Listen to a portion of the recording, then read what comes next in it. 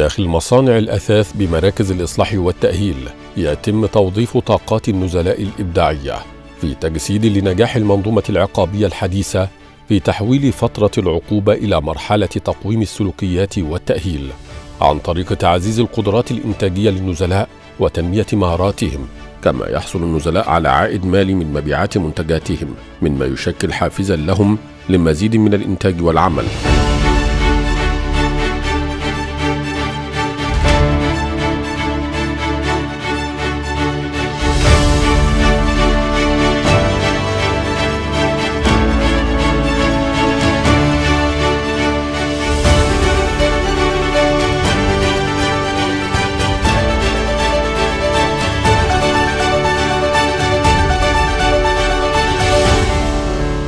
تنتقل هذه المنتجات ذات الجودة العالية إلى معارض دائمة أقامتها وزارة الداخلية تحت مسمى حماية لتسويقها، حيث تعرض قطع متنوعة من الأثاث الخشبي التي تتسم بالدقة في الصناعة وبأسعار مناسبة.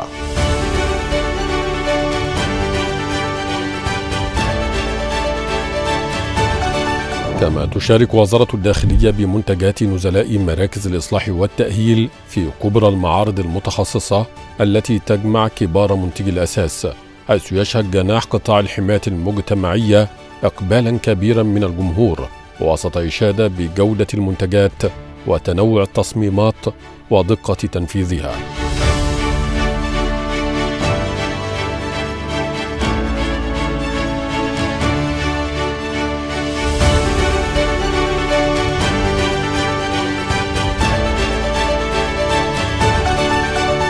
انا انبهرت جدا باللي انا شفته في جوه معرض حمايه.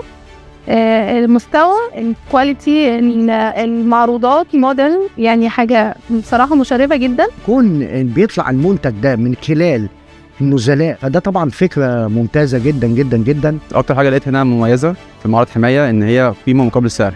انا باخد تصميم عصري في سعر مناسب جدا. شفت حاجات كتير وبجد مطورين من نفسهم في حاجات كتير ومستخدمين ديزاينز جديده واشكال مختلفه والوان مودرن، وانا كل سنه بشتري منهم بسبب الخامات وبسبب ان شغلهم فعلا حلو، وان النزلاء يعني عاملين شغل جميل جدا وكله اتقان وكله دقه. منتجات نزلاء مراكز الإصلاح والتأهيل هي شهادة على نجاح المنظومة العقابية في تعزيز القدرات الإنتاجية للنزلاء وحافزا لهم للاندماج في المجتمع.